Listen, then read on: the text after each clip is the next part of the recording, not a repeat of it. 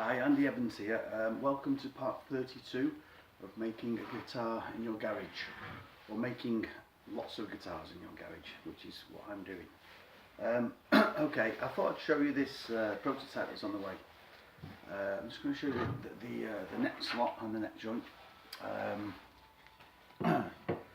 If you can see that there, it's sort of going under the pickup cavity.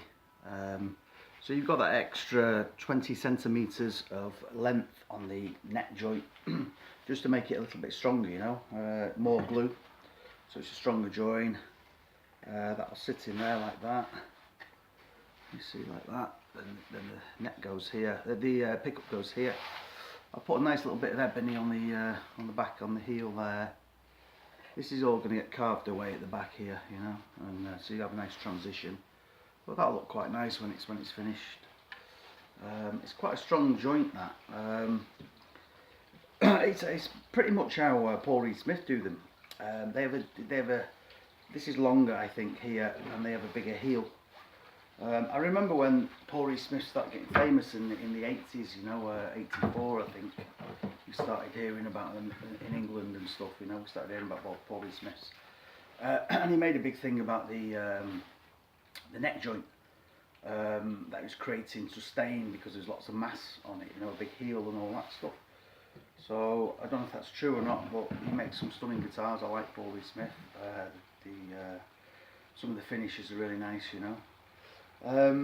I was also googling Ed Roman, and some Americans have some funny things to say, you know. In America, I remember I used to live in America, and when they do sort of publicity and advertising, they would sort of say, our supermarket is great, this other supermarket is crap, you know, and they'd name the supermarket and they'd say why it's crap. And in England we don't really do things like that. We sort of hint, you know, we sort of hint that you know, this supermarket is good, this one's not as good, you know, but they hint, they won't actually name it. I think it's illegal in England. I think maybe it's is it deflamation? Maybe, I'm not quite sure. But they don't really do it in England. But in America, anyway, I was reading Ed Roman's webpage, and he was talking about glue and joints, and he was saying like, oh, he was putting down Paul Reed Smith and saying that because they've got a glued on neck, it loses the tone. And I was thinking, nearly, you know, for the last 50 years or 100 years, necks have been glued on.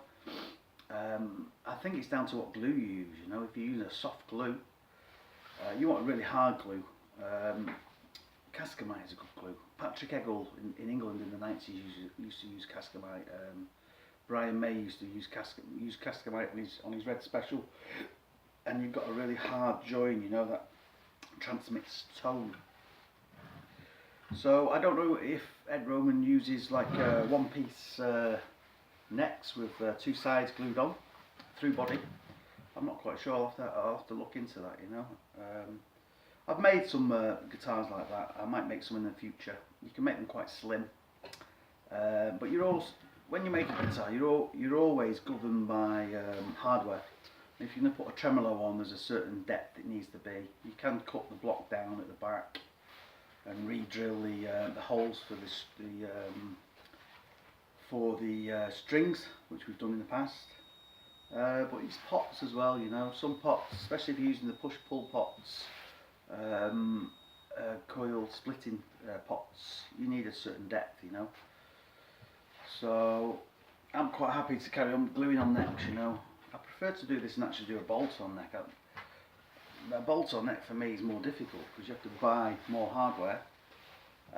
It's got to be spot on. So I prefer to do nice glued-on necks with the correct glue. You get nice sustain, you know. So another important thing for tone is fret slots. A lot of manufacturers, the fret slot, they'll cut it straight, and then they'll radius the fingerboards afterwards, so you'll have a gap underneath the frets in the middle.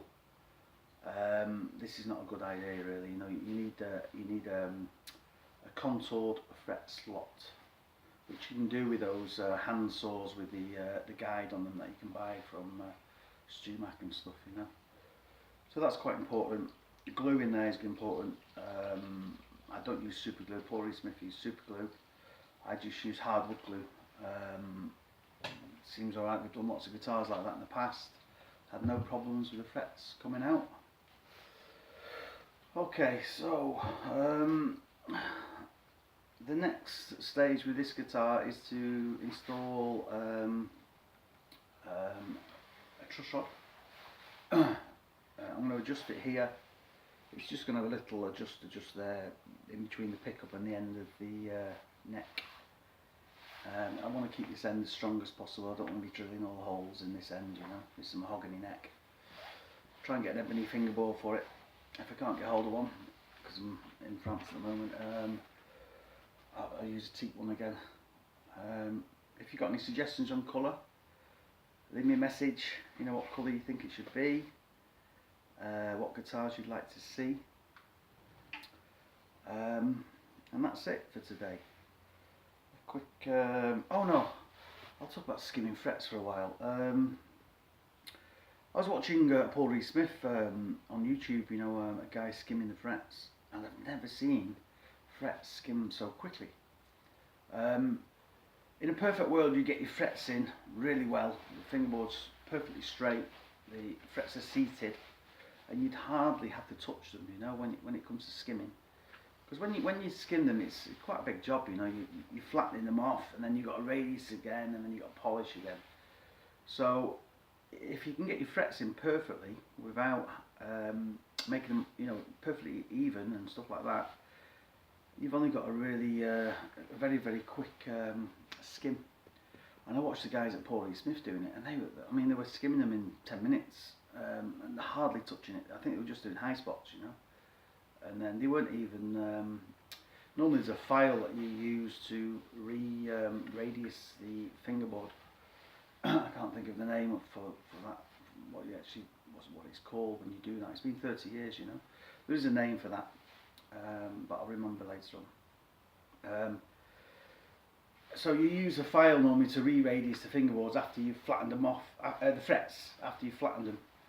And I'm going to try and do as little skimming as possible. If I can get the neck as straight as possible, the frets perfectly seated.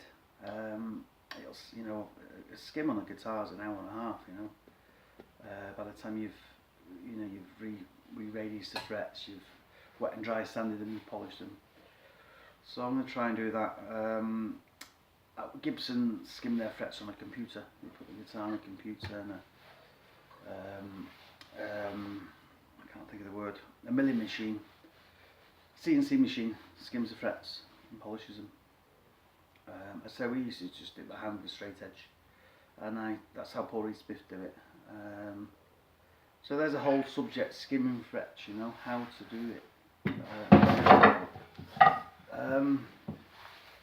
Another subject is, do you glue the neck on the body before the frets are on or after the frets are in the fingerboard? I normally put the frets in once it's glued into the body. It's a lot harder that way, but sometimes you get a little bump here. I don't know why it happens, but sometimes you get a little bump, you know, where the glue, where it's glued on, and sometimes it can move a little bit here. So I level it. The last thing I do is level the fretboard off, the final level when it's glued on, and then I install the frets when it's glued to the body. Different companies do it different ways. I was looking at people who actually fret the fingerboard before it's glued onto the neck. I'm not quite sure about that. One guy said he tried all different ways, and there's no difference, you know, before or after. I think I'll just glue the fingerboards on first. Cut the fret slots, do the radius, glue it on, and then fret it. It just gets a bit difficult here filing the frets, but anyway, at least I know it's how I want it. It's straight, you know, it's not going to move. Okay, thanks for watching, and I'll see you next time. Any comments, leave them below, or you can email me any questions, ajevans67@gmail.com. Thanks.